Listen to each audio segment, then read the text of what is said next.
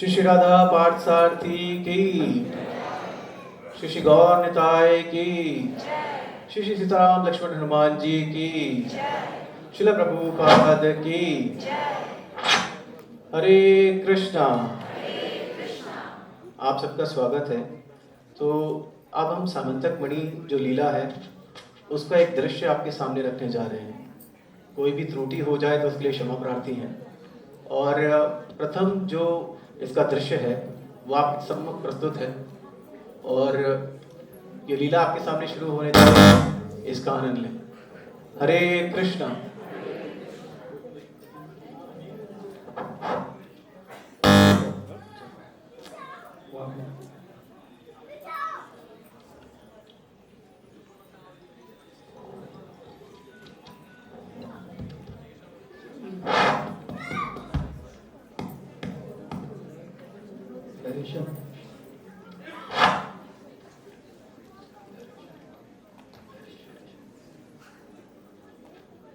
अनंत है भगवान और अनंत है उनकी कथाएं, अनंत हैं उनके भक्त और अनंत हैं उन भक्तों की कथाएं। श्री हरि बीच में एवं श्री हरि के भक्तों की बहुत सारी कथाएं इस भौतिक जगत में भी बहुत अधिक प्रचलित हैं, परंतु कुछ कथाएं ऐसी भी हैं जो बहुत सारे भक्त और इस भौतिक जगत के लोग नहीं जानते। किंतु किसी भी स्थिति में हरि की सारी कथाएं हरि के गुणगान के लिए है, भक्तों के गुणगान के लिए है। और जो भी इन कथा को सुनता है, मनन करता है, उसका उद्धार निश्चित है। तो आज की लघु नाटिका एक ऐसी ही विषय वस्तु पर आधारित है और वो विषय वस्तु है स्वमंतक मणि की। तो आज की लघु नाटिका आधारित है स्वमंतक मणि के ऊपर। तो चलते हैं द्वारका में और देखते हैं सुबह सुबह उठकर हम सबके प्रिय भगवान श्री कृष्ण आखिर कर क्या रहे हैं।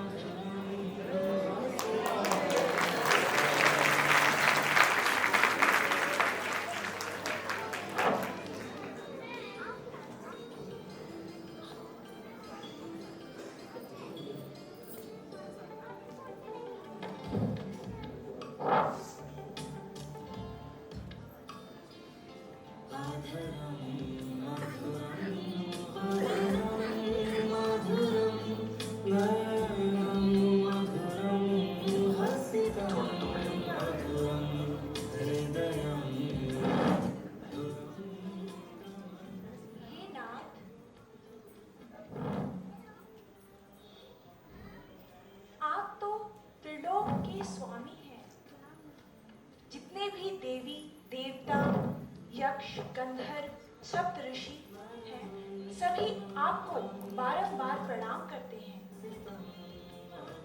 अगर आपकी भ्रिकुटी हिल जाए तो साक्षात काल भी भयभीत हो उठता है। साक्षात इंद्र, ब्रह्मा जी, शिव जी आपकी आराधना करके स्वयं को बहुत ही सौभाग्यशाली समझते हैं। परंतु नाथ, जो जिसकी आराधना सभी करते हैं, वह प्रतिदिन किनकी आराधना करते हैं? नाथ, आप किनके ध्यान में लीन रहते हैं? यह मेरा संशय है। कृपया मेरे संशय को दूर करें नाथ। देवी रुक्मिणी, ये समस्त संसार मेरी माया से मोहित हो रहा है और इसमें कोई संशय नहीं, क्योंकि ये साधारण जन है। किंतु आप तो साक्षात लक्ष्मी स्वरूपा हैं और आप भी मेरी लीलाओं से मोहित हो गए। ये सत्य है, शिव, ब्रह्मा, इंद्र, सूर्य तथा चंद्र मेरे सम्मुख नतमस्तक होकर सदैव रहते हैं। किंतु देवी, इस समय मैं एक गृहस्थ की भूमिका निभा रहा हूँ और इस द्वारका नगरी में हूँ। जहां तक रहा ध्यान का प्रश्न, तो एक गृहस्थ के रूप में एक व्यक्ति को चाहिए कि वो अपने गृहस्थ का केंद्र मुझ परमेश्वर को बनाए और मेरा ध्यान करते हुए अपने कर्तव्यों का निर्वहन करें। परंतु नाथ, आपने मेरे प्रश्न का तो उत्तर दिया ही नहीं। आप आखिर ध्यान किसका कर रहे थे? भोक्तारम यज्ञ तपसाम सर्वलोक महेश्वरम सुहृद सर्वभूतानां ज्ञात्वा माम शांति मृच्छति। हे देवी, इस त्रिलोकी का एकमात्र स्वामी मैं ही हूँ। समस्त भोगों का एकमात्र भोक्ता केवल मैं हूँ और इस समय मैं अपने ही विषय में चिंतन कर रहा था। नाथ, आप तो मुस्कुरा रहे हैं, अवश्य कोई बात है। अब तुमसे क्या छिपाए रुक्मिणी? न जाने मुझे ऐसा क्यों प्रतीत हो रहा है जैसे निकट भविष्य में ही मेरे ऊपर कोई कलंक लगने वाला है। क्या कलंक? ये क्या कह रहे हैं स्वामी? आप तो स्वयं परम पवित्र हैं। आपके नाम मात्र से ही सारा जगत पवित्र हो उठता है। आप निष्कलंक हैं। तो भला आपको कौन कलंकित कर सकता है? देवी रुक्मिणी, कदाचित तुम भूल रही हो, इससे पहले जब मैं अपनी बाल्यावस्था और किशोरावस्था में वृंदावन में था, तब वहां मुझे भांति भांति के नाम दिए जाते थे। कोई मुझे बोलता था कि ये छलिया है, कोई बोलता था ये रसिया है, कोई बोलता था ये मटकी चोर है और कोई बोलता था ये माखन चोर है। यहां तक मेरा एक नाम रणछोड़ भी है। अब इन नामों में एक और जुड़ जाए तो कौन सी बड़ी बात है। जी स्वामी। अरे किसका इतना दुस्साहस जो दाऊ के रहते कन्हैया पे कलंक लगाए। प्रणाम दाऊ भैया। किंतु कन्हैया, अगर ये तुम्हारी कोई लीला है तो मैं इसमें कुछ भी नहीं कर सकता। दाऊ, आप परम बुद्धिमान हैं, परम ज्ञानी हैं और आप तो जानते ही हैं दाऊ, भविष्य के विषय में किसको ज्ञात है कब क्या होने वाला है। तुम कह रहे हो कन्हैया? हाँ दाऊ, मैं ही कह रहा हूँ, ऐसे मत देखिए। अब रुक्मिणी बातें करती रहोगी तो दाऊ भैया आए, कुछ खिलाओ। नाथ चलिए, आपके और दाऊ के लिए प्रिय व्यंजन तैयार अरे है। आइए आइए दाऊ, आइए कन्हैया। आइए। कन्हैया तो नहीं दाऊ, आपको मैं भोजन के समय सब समझाता हूँ, आइए।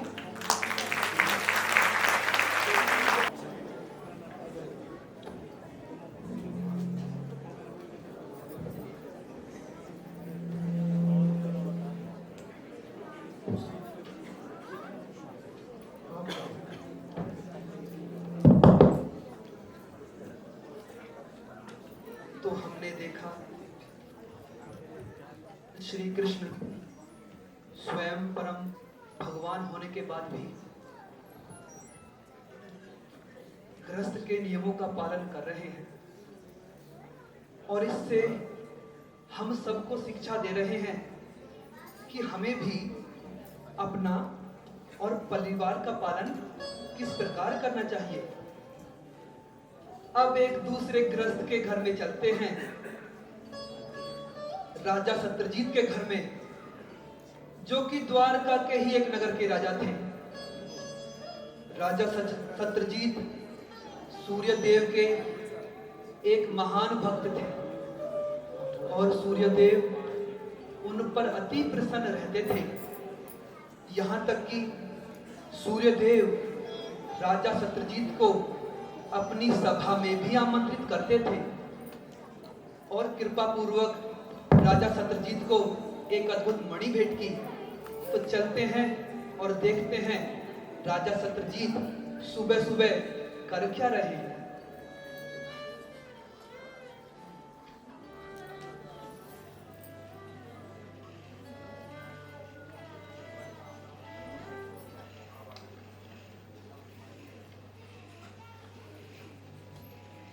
काश्यपेयं महाद्युतिं तमोरि सर्वपापघ्नं प्रणतोऽस्मि दिवाकरम्।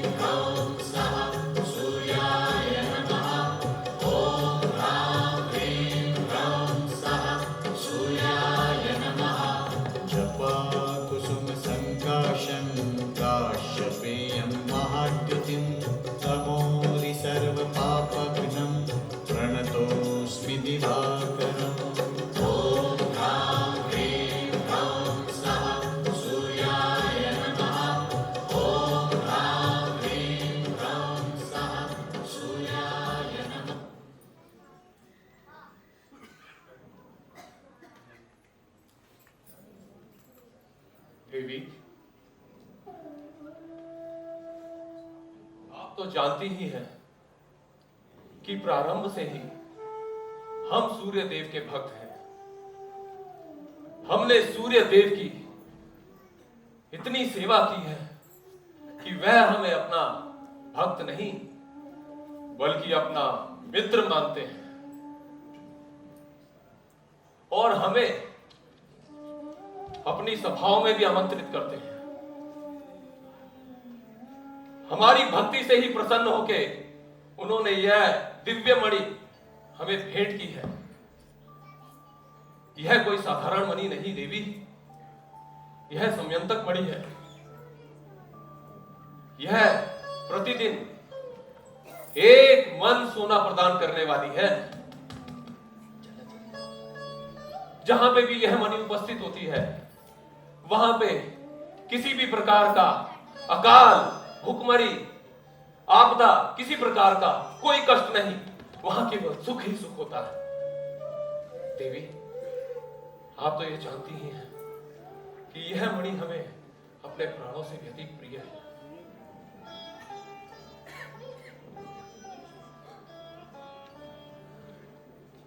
प्रणाम राजन। प्रणाम। कहिए यदुवंश के वासियों, कैसे आना हुआ हमारे यहाँ? हे राजन, आपकी खुशी तो छुपाकर भी नहीं छुप रही है। आपने जो वैभव प्राप्त किया है वह किसी सामान्य मनुष्य के बड़ा ही दुर्लभ है। आपको मणि जो प्राप्त है, यह सब तो हमारे इष्ट सूर्य देव की ही कृपा है। हमने सुना है यह मणि बड़ी ही तेजस्वी है। आप जब इसे पहनकर नगर में प्रवेश करते हैं, सारे नगरवासियों को लगता है साक्षात सूर्य देव उनके बीच उपस्थित हुए हैं।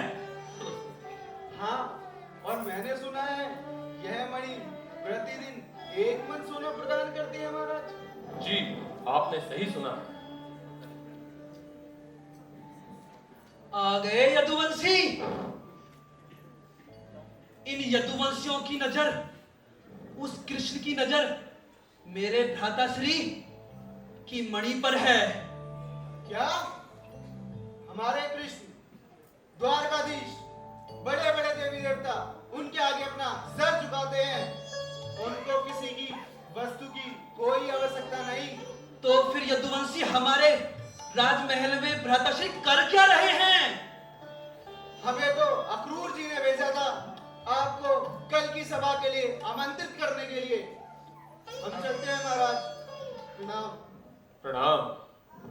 भ्राताश्री, भ्राताश्री, अक्रूर जी ने आपको सुधर्मा सभा में आमंत्रित किया है। कहीं ये चाल तो नहीं?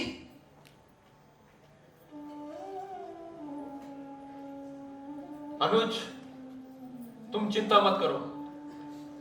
जब तक हम जीवित हैं, हमसे ये मणि कोई नहीं छीन सकता। यह तो कल सभा में चल के ही पता चलेगा कि उन्होंने हमें क्यों बुलाया है। और भ्राताश्री, हम भी क्षत्रिय हैं, अवश्य चलेंगे। चलिए।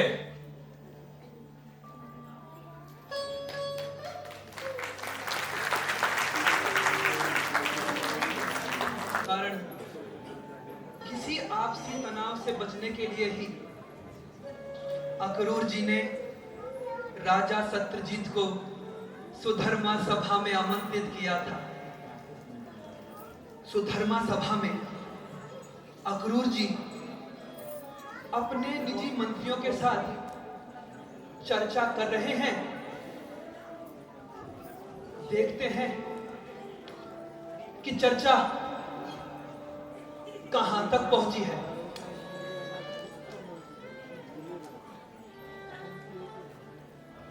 और ये चर्चा सामान्य चर्चा नहीं, इसके कारण कई कई राजघरानों में विवाद बना हुआ है।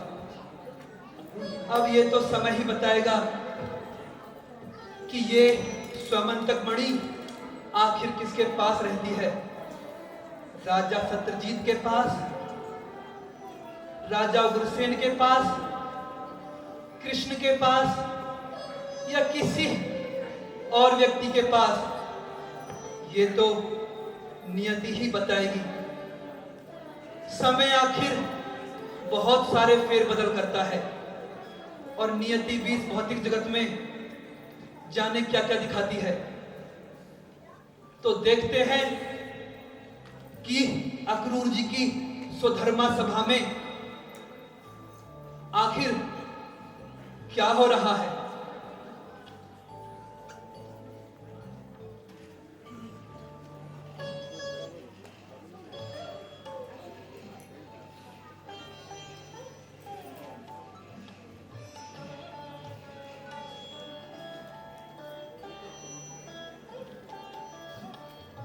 द्वारका क्षेत्र में राजा सत्यजीत हर दिन अधिक धन्यवान होता जा रहा है।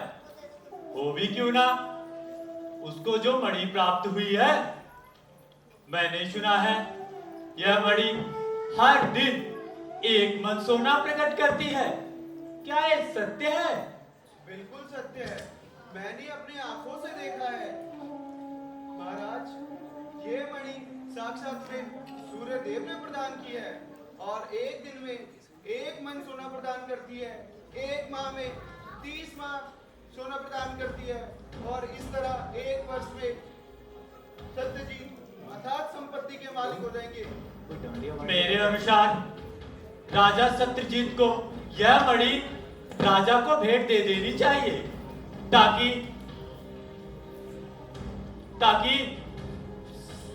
प्रजा के कल्याण के लिए उसे उपयोग किया जा सके। नहीं नहीं महाराज, ये संपत्ति वो कैसे किसी को दे सकते हैं? ये तो उन्होंने साक्षात सूर्य की तपस्या करके उनसे प्रदान की है। इस संपत्ति पे तो उनका अधिकार हुआ ना। आप क्या कहते हैं महाराज? पूरी द्वारका श्री कृष्ण की संपत्ति है। श्री कृष्ण ही द्वारका के अधिपति हैं। मेरे विचार से सत्यजीत को यह मणि राज उग्रसेन को दे देनी चाहिए। इस मणि पर केवल महाराज का ही अधिकार होना चाहिए। जो धन इतना प्रस्तुत हो, उस धन को लक्ष्मी नहीं कहा जा सकता, क्योंकि जो धन भगवान की सेवा में ना हो उसे माया कहते हैं, और माया उसको ही सर्वनाश कर देती है। अतः मेरे विचार से महाराज उग्रसेन इस समंतक मणि के द्वारा पूरी प्रजा का कल्याण करेंगे, एवं इससे राजा सत्यजीत का भी कल्याण होगा। इसमें राजा सत्यजीत का क्या नुकसान, और तो और उसके प्राणों को भी खतरा है। किंतु महाराज, यह बात राजा सत्यजीत को समझाएगा कौन? और एक बार को अगर उनको समझा भी दिया तो वो क्या बात आपकी मानेंगे या नहीं मानेंगे महाराज? ये तो बहुत दुविधा वाला बात है। राजा सत्यजीत को हमने बुलवाया है, आते ही होंगे। राजा सत्यजीत पधार रहे हैं। देखो देखो, राजा सत्यजीत कितने घमंड में आ रहे हैं महाराज।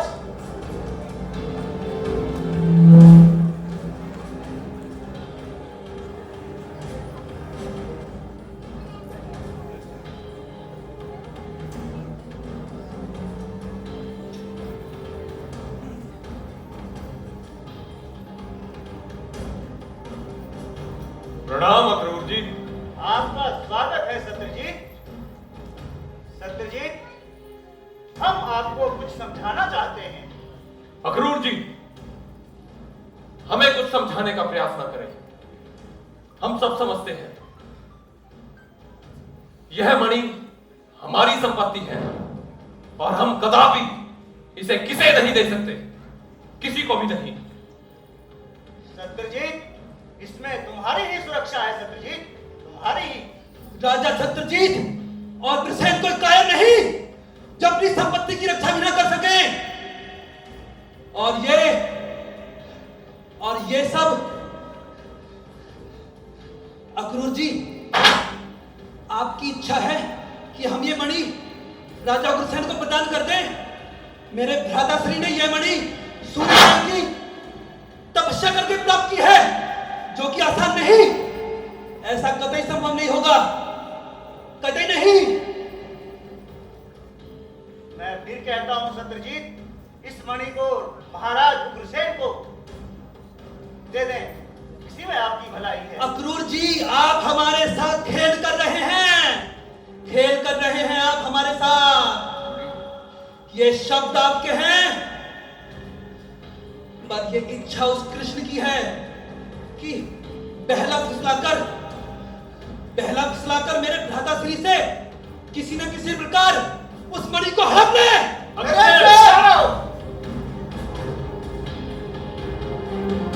राजा सत्यजीत, मेरी बात मान लो। अपना अहंकार तुम्हारे लिए ठीक नहीं है। सभा में बुलाया है। ठहरो राजा सत्यजीत, ठहरो, मेरी बात मान लो। राजा सत्यजीत, इतना अहंकार तुम्हारे लिए ठीक नहीं है। नहीं माने चले गए।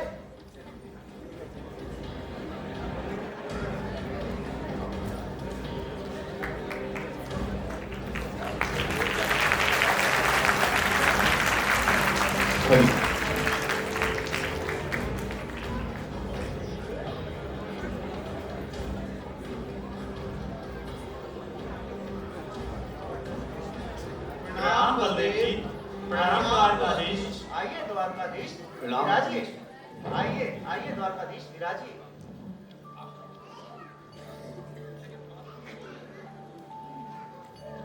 बलदेव जी, राजा सत्यजीत और उसका भाई प्रसेन द्वारकाधीश श्री कृष्ण पर लांछन लगा रहे हैं कि वह उनकी मणि हड़पना चाहते हैं। उसका यह दुस्साहस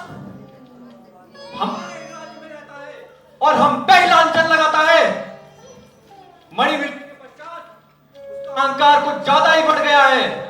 मैं अभी इसको सबक सिखाता हूँ। अरे तनिक ठहरिए दाऊ, तनिक ठहरिए। आप कहाँ जा रहे हैं? मैं सत्यजीत के नगर जा रहा हूँ। सत्यजीत के नगर? किंतु क्यों दाऊ? मैं उसको सबक सिखाना चाहता हूँ कि एक मणि मिल जाने से वे द्वारकाधीश से बड़ा नहीं हो सकता। द्वारकाधीश, मैं भी सत्यजीत को यही समझा रहा था, किंतु वह नहीं माना और क्रोधित होकर चला गया। इसीलिए मैं उसको सबक सिखाने जा रहा हूँ। अरे तनिक ठहरिए दाऊ, तनिक ठहरिए। कन्हैया, ये कहाँ की राज्य मर्यादा है दाऊ? राजा का कर्तव्य होता है अपने प्राणों को त्याग कर भी अपने प्राण से प्यारी प्रजा की रक्षा करें, और आप तो प्रजा के प्राण लेने ही जा रहे हैं। नहीं दाऊ, अधर्म के मार्ग पर चलकर बलपूर्वक प्रजा से उसका अधिकार छीनना, उसकी संपत्ति को लेना, ये अधर्म है, ये अनुचित है दाऊ। किंतु दाऊ, आप बड़े बुद्धिमान हैं, मुझे पूर्ण विश्वास है आप पर। आप इस समस्या का कोई और हल निकाल लेंगे। कन्हैया, हाँ दाऊ, आप आइए, हम चर्चा करते हैं। क्यों अक्रूर जी? आइए द्वारकाधीश। जी जी, आइए बताओ। शांत रहिए दाऊ, आप बहुत क्रोधित हो जाते हैं। परंतु कन्हैया, दाऊ, मैं आपको समझाता हूँ ना, आइए। के प्रति बहुत अधिक अनुरक्त थे, और उनसे भी अधिक अनुरक्त था राजा सत्यजीत का भाई प्रसेन। प्रसेन को भय था कि कृष्ण किसी न किसी प्रकार से मणि को लेने का प्रयास अवश्य करेंगे। चलते हैं राजा सत्यजीत के महल में कि प्रसेन उनसे कुछ विशेष प्रार्थना करना चाह रहा है। तो देखते हैं प्रसेन उनसे क्या प्रार्थना करना चाह रहा है।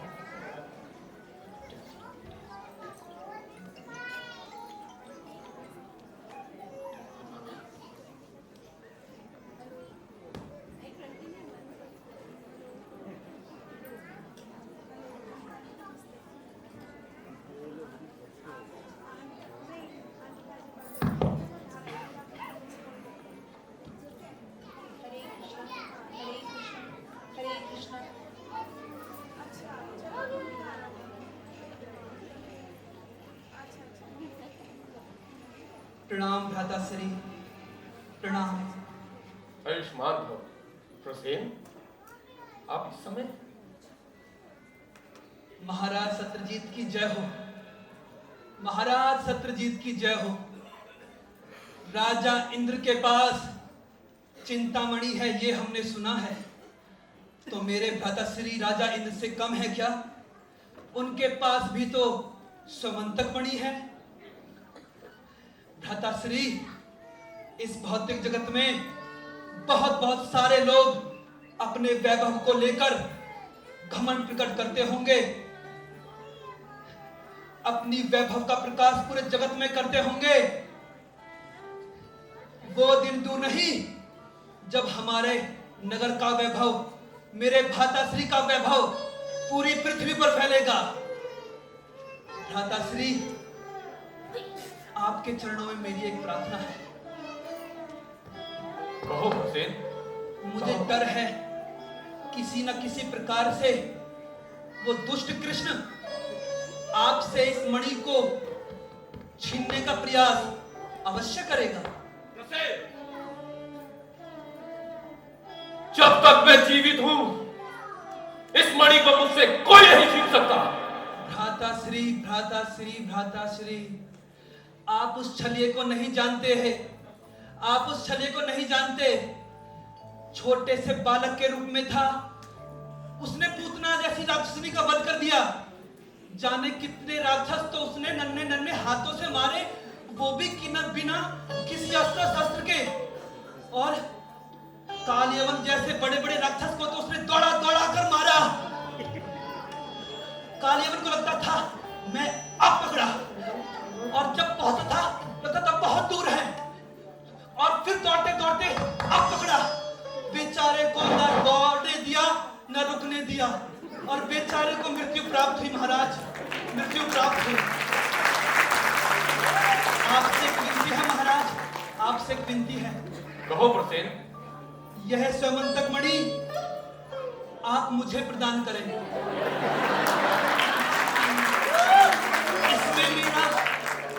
इसमें मेरा कोई निजी लाभ नहीं।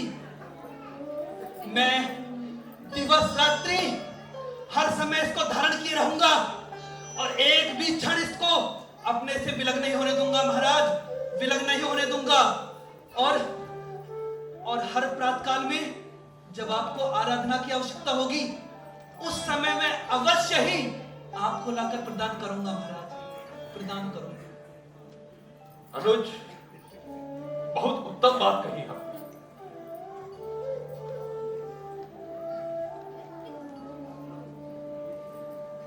मुझे पूर्ण भरोसा है आपके ऊपर। मुझे पता है कि आप इस मणि की अपने प्राण देकर भी रक्षा करोगे। लो अनुज, अब से इसे कभी अपने से अलग ना करना।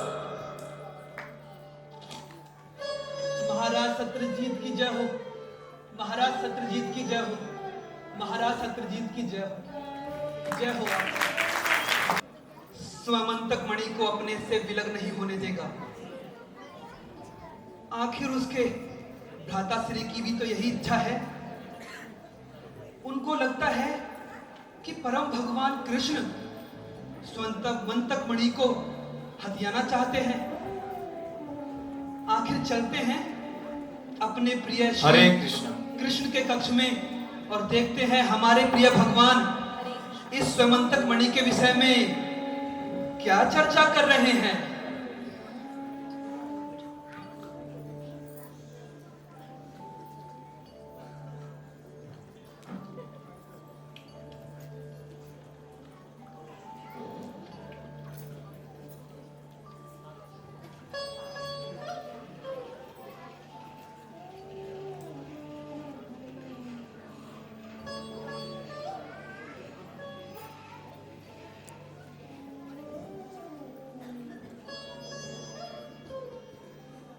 ग्रहण कीजिए स्वामी।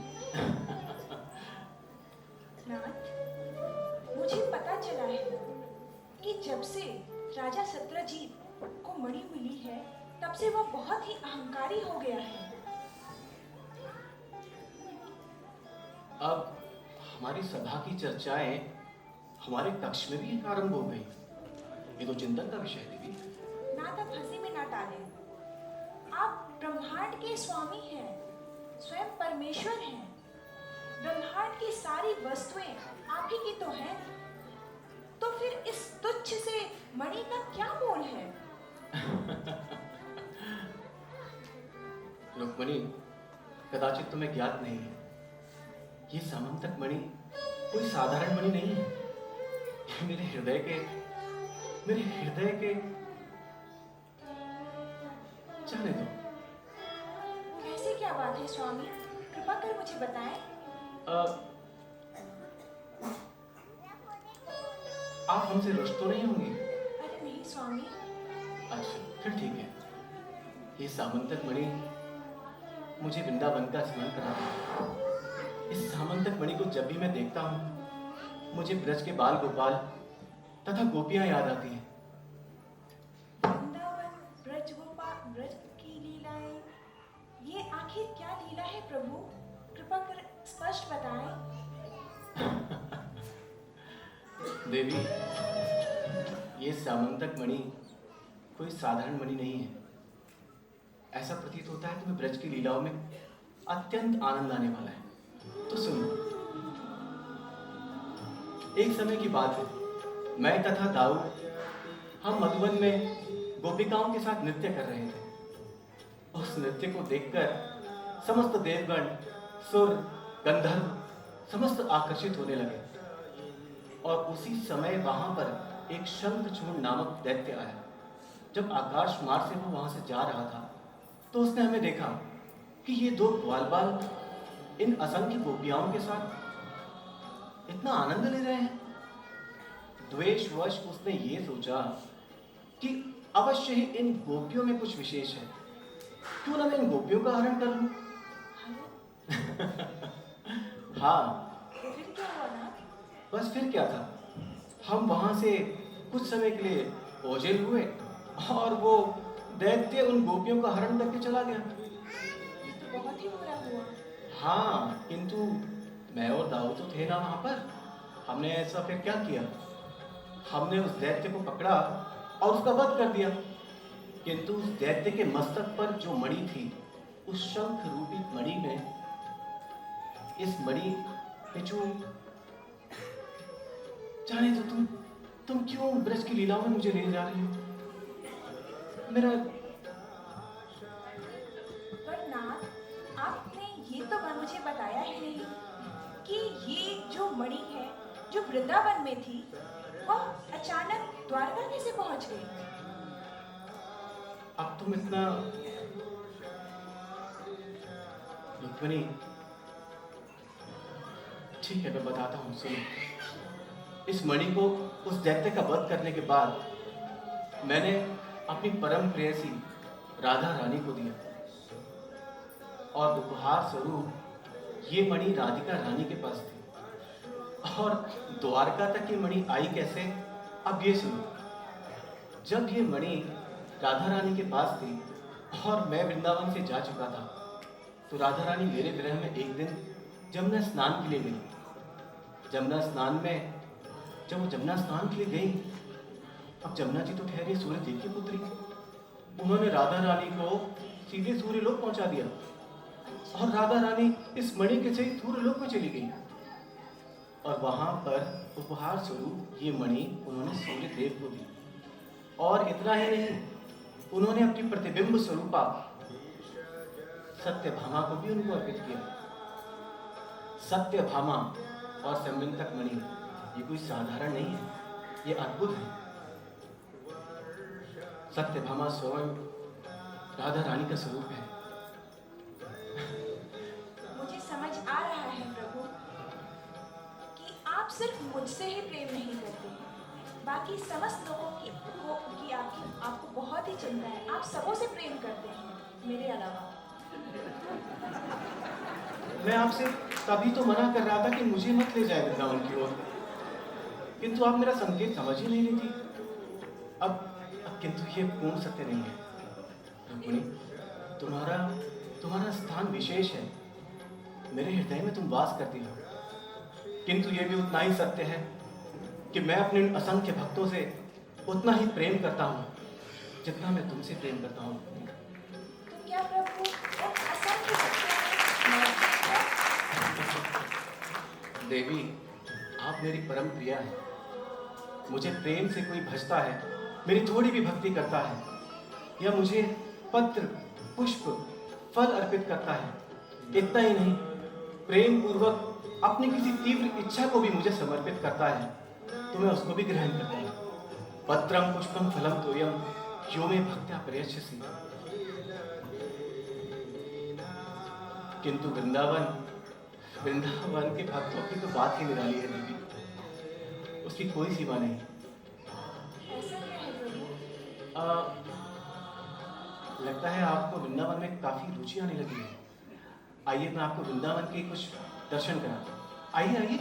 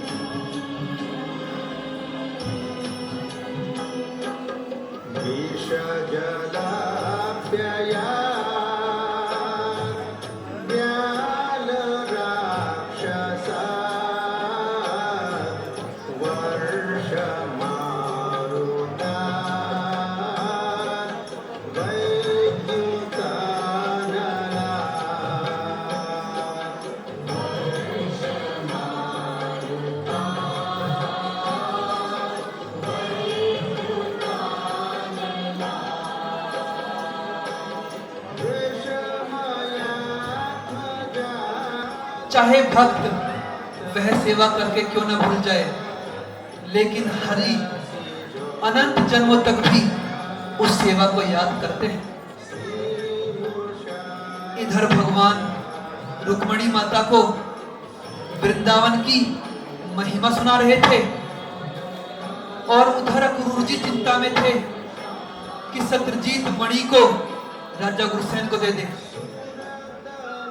किंतु शत्रुजीत और उनके भाई तो ऐसी इच्छा को नहीं रखते थे, परंतु शायद नियति को कुछ और मंजूर था।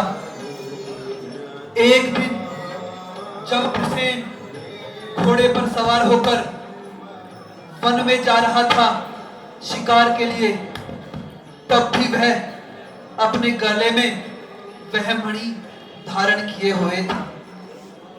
तभी एक विशाल सिंह आकर प्रसेन पर आक्रमण कर देता है और प्रसेन का वध कर देता है। वध करने के पश्चात शेर प्रसेन से स्वमंतक मणि छीन लेता है और चला जाता है, किंतु नियति यही नहीं रुकती। कुछ दूरी पर जाने पर उस शेर का सामना एक रीछ से होता है जिसका नाम था जामवंत, जो कि परम भगवान के शुद्ध भक्त थे। रीछ राज सामंत सिंह को मार देते हैं और उससे मणि छीन लेते हैं और अपने पुत्र को वह मणि खेलने के लिए दे देते हैं।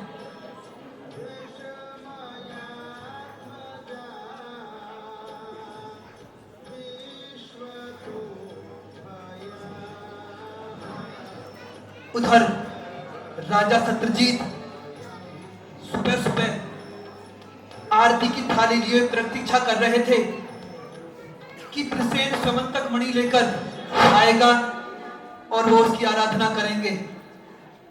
तो चलते हैं राजा शत्रुजीत के महल में, राजा को प्रतीक्षा करते हुए देखते हैं। देवी, मैं कब से प्रतीक्षा कर रहा हूं प्रसेन की। कितना समय हो गया है और वह अभी तक आया ही नहीं। प्रतिदिन तो वो सही समय पे आ ही जाता था और आज पूजा का समय निकला जा रहा है, वो आ नहीं रहा। कहां रह गया वो? आप चिंता अगर आते ही स्वामी, अगर आप कहें तो आपके समक्ष प्रकट करूं। कहो देवी, अवश्य कहो।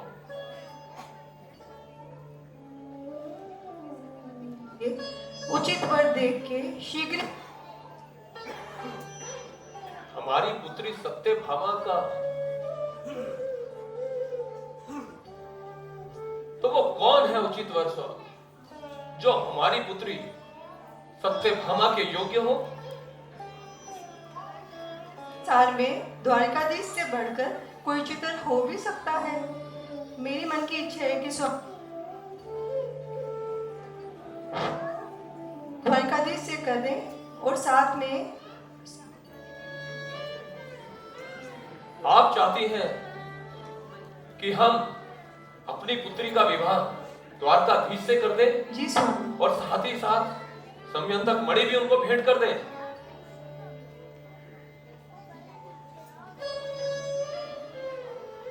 वैसे आप ठीक ही कह रही हैं।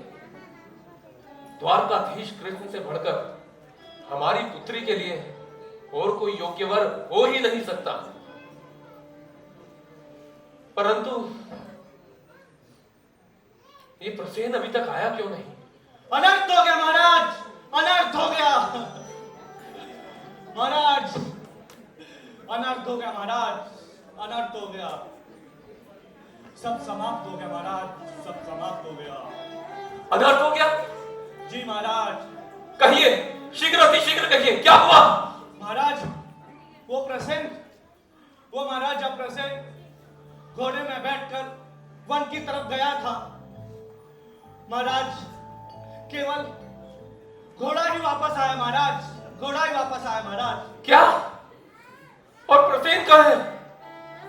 महाराज, घोड़ा जब वापस आया था वो पूरी तरह लहूलुहान था महाराज, लहूलुहान था। क्या?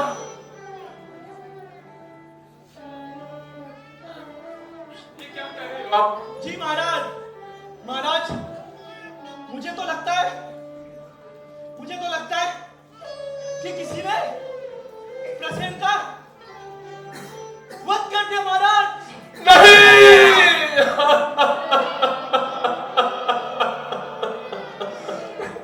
प्रसेन मेरे भाई!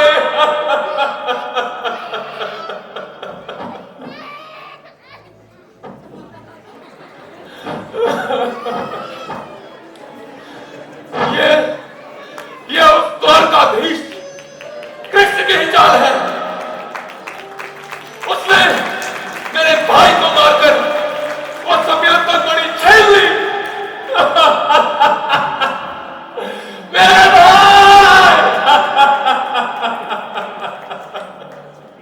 अरे सुनो सुनो द्वारकावासियों, सुनो! तुम जिस कृष्ण की इतनी पूजा करते हो, उस दुष्ट कृष्ण ने, उस लोभी कृष्ण ने, उस अभिमानी कृष्ण ने मेरे भाई को मार डाला एक मणि के लिए।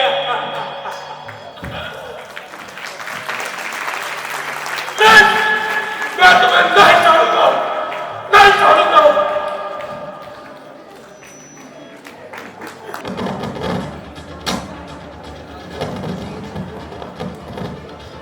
पूरी द्वारका में हरे कृष्ण, खबर हरे फैला देते हैं कि हरे भगवान श्री कृष्ण ने उनके भाई की हत्या कर दी और स्वयंतक मणि से छीन ली।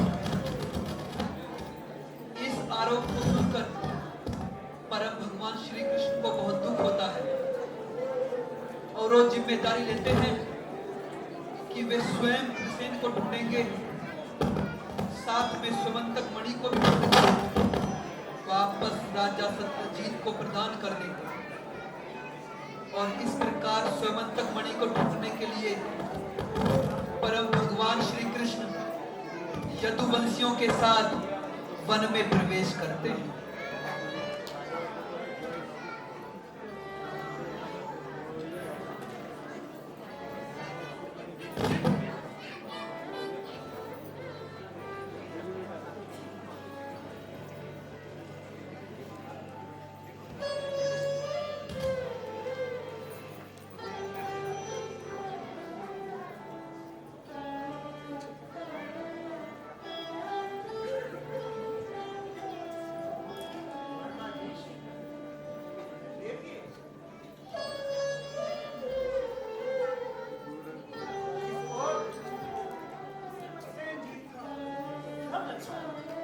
हाँ गुरु जी, आप सही कह रहे हैं। मुझे लगता है प्रसेन जीत को किसी सिंह ने मारा है, क्योंकि उनके सिरों के निशान दिखाई पड़ रहे हैं। अवश्य। द्वारकाधीश, देखिए इधर सिंह का भी शव पड़ा हुआ है। मुझे लगता है इस सिंह को किसी शस्त्र से नहीं मारा गया, अपितु इसे उस शक्तिशाली ऋष ने मारा है जिसके हाथों की शक्ति शस्त्र से भी अधिक है। और हमें लगता है समंतक मणि भी उस ऋष के पास है। आप सही कह रहे हैं गुरु जी। कदाचित मैं उस गुफा को अवश्य देख पा रहा हूँ। आप यहीं रहिए, मैं इस गुफा में जाता हूँ और उस मणि को लेकर आता हूँ। जैसी आपकी इच्छा हो द्वारकाधीश।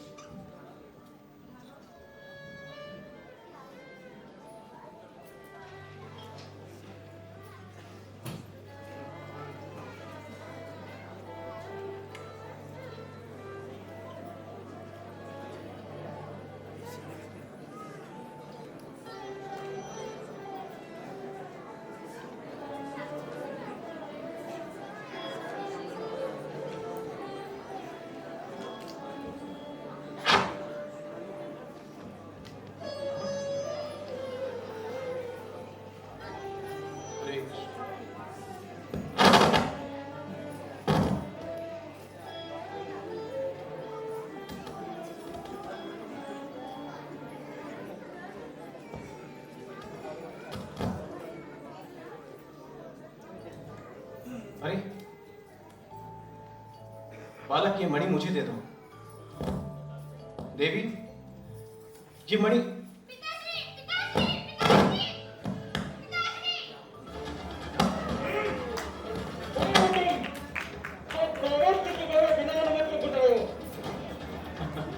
मैं देवकी नंदन कृष्ण हूं और ये सामंतक मणि मैं इसे लेने आया।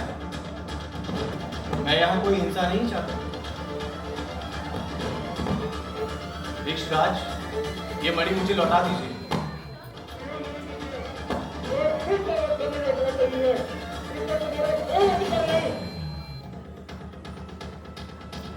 ये मणि मेरे लिए बहुत अत्यंत महत्वपूर्ण है और इसे लिए बिना मैं यहाँ से नहीं जाऊंगा ऋषराज। और यदि आपकी ऐसी इच्छा है कि इसके लिए मैं आपसे युद्ध करूं, तो आइए आपकी इच्छा पूर्ण कर देते हैं। आइए।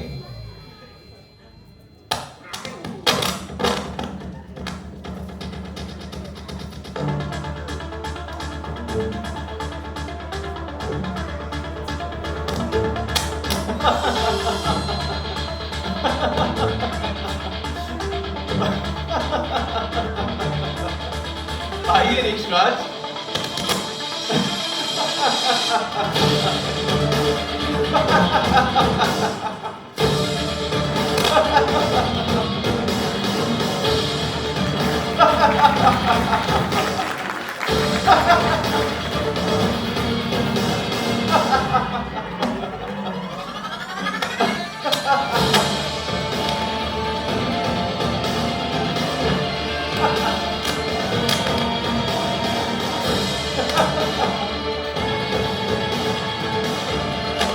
युद्ध की इच्छा समाप्त नहीं हुई।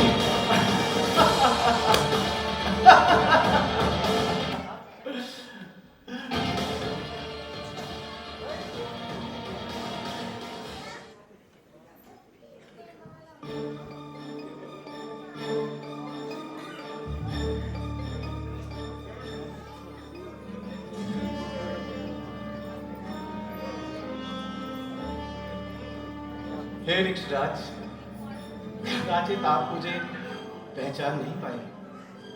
त्रेता युग में मैं राम अवतार में था। तब आपने मुझसे कहा था कि आपकी बड़ी तीव्र इच्छा है मेरे साथ युद्ध करने की। तब मैंने आपको ये कहा था कि मैं आपकी इस इच्छा को अवश्य पूर्ण करूंगा, किंतु सही समय आने पर। तो यही वो सही समय था। यदि आपकी इच्छा पूर्ण हो गई हो तो क्या सामंतक मणि मुझे मिलेगी?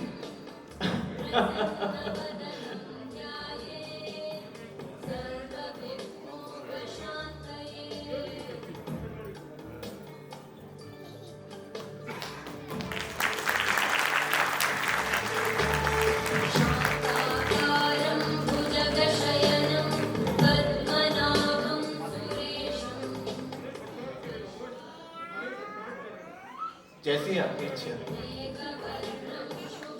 आज से जामवती को मैं अपनी भार्या के रूप में स्वीकार करता हूँ। आपका कल्याण हो।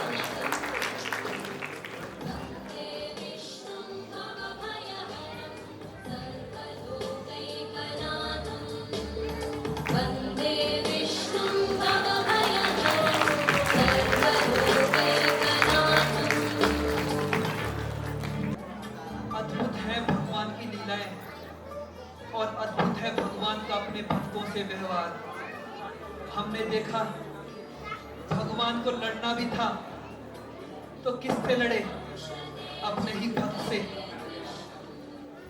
ऐसा अवसर भक्तों को कहां प्राप्त हो सकता है? यह श्री हरि की अपार करुणा को दर्शाता है। हमने देखा श्री कृष्ण ने समंतक मणि रीछराज साम जामवंत से प्राप्त की और श्री कृष्ण बढ़ चले हैं मणि को लेकर राजा सत्यजीत के महल में। तो चलते हैं, देखते हैं राजा सत्यजीत के महल में आखिर हो क्या रहा है। और इस प्रकार अद्भुत लीलाएं, अद्भुत कथाएं हरि करते रहते हैं। इन कथाओं का कोई अंत नहीं, चाहे वो जामवंत हो, चाहे वो हनुमान हो, चाहे वो रामलीला हो, चाहे कृष्ण लीला, हर अवतार में भगवान की कथाएं अपने भक्तों के बिना पूर्ण नहीं होती। तो चलते हैं और देखते हैं कि भगवान जामवंत के महल की तरफ बढ़कर कर क्या रहे हैं।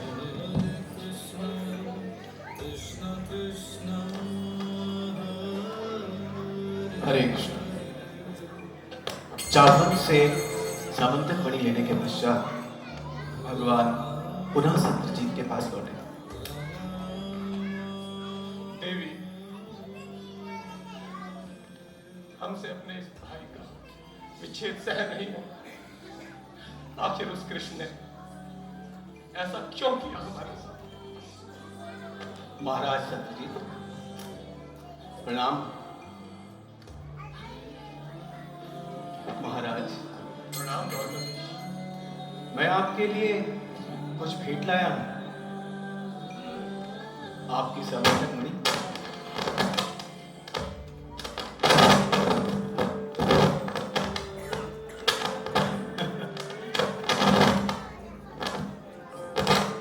देख लीजिए, वैसी ही है जैसी आपने मुझे नहीं किसी और को दी थी। कृष्ण, मुझे क्षमा कर दीजिए कृष्ण। मैंने आप पे झूठा आरोप लगाया, आपको लोभी कहा, आपको अभिमानी कहा। मुझे क्षमा कर दीजिए कृष्ण। वास्तव में तो आप तो धर्म के साक्षात स्वरूप हैं। मुझे क्षमा कर दीजिए कृष्ण। महाराज, जो हुआ सो ठीक हो। यदि ये सामंतक मणि चोरी ना होती तो मुझे जामवती जैसी सुकन्या कैसे प्राप्त होती। अब आप इसे रखिए और इसका पूजन कीजिए। नहीं कृष्ण, मैं इस मणि के योग्य नहीं। इस मणि पे तो वास्तविक अधिकार आप जैसे परम प्रतापी पुरुष का है। यदि आप इस मणि को स्वीकार करेंगे तो यह मुझ पर बहुत बड़ी कृपा होगी और यह मेरा प्रायश्चित भी होगा। मैं नहीं नहीं, इस मणि के कारण तो मुझे चोर मैंने क्या क्या कहा जाने लगा। ये मणि आप अपने पास ही रखिए। इसके लिए एक मंदिर का निर्माण करवाइए और इसके मंदिर में रख के इसका पूजन कीजिए। इससे समस्त द्वारका वासियों को लाभ प्राप्त होगा। प्रजा का पालन पोषण करना ही तो राजा का कर्तव्य है महाराज। सो ये मणि से भली भांति हो जाएगा। मैं इसका क्या करूंगा। कृष्ण, आपकी जय हो। आप तीनों लोगों के स्वामी हैं, अनंत कोटि ब्रह्मांडों के स्वामी हैं। जब कभी किसी व्यक्ति को कोई धन प्राप्त होता है तो वास्तव में आपके द्वारा ही प्राप्त होता है। किसी को कुछ विद्या प्राप्त होती है तो वास्तव में आपके द्वारा ही होती है। किसी को कोई यश मिलता है, कुछ बल मिलता है, या किसी के पास कोई भी योग्यता आती है, वह सब आपके ही द्वारा दिया जाता है। परंतु फिर भी अभिमानी लोग उस धन को अपना मानते हैं, उस बल को अपना मानते हैं। छी! अरे धन्य है वो लोग, धन्य है वो लोग कृष्ण, जो अपनी विद्या का प्रयोग आपके गुणगान के लिए करते हैं। धन्य है वो लोग जो अपनी धन का प्रयोग आपकी सेवा में करते हैं।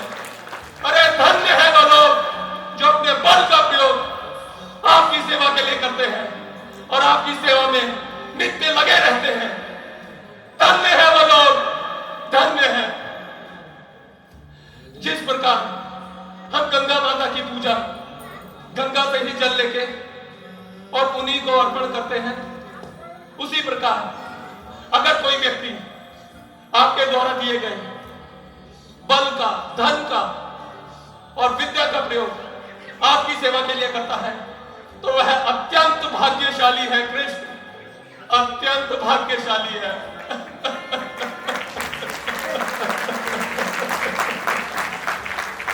हे कृष्ण, अब इस दीनहीन पर मात्र एक कृपा कर दीजिए। कृपया करके मेरी इस पुत्री सत्यभामा को स्वीकार करें और साथ ही साथ इस समंतक मणि को भी स्वीकार करें कृष्ण। ये आपकी हमारे ऊपर बहुत कृपा होगी, बहुत बड़ी कृपा होगी। हे द्वारकाधीश, अब मना ना करें। बस महाराज, तथास्तु। तेरे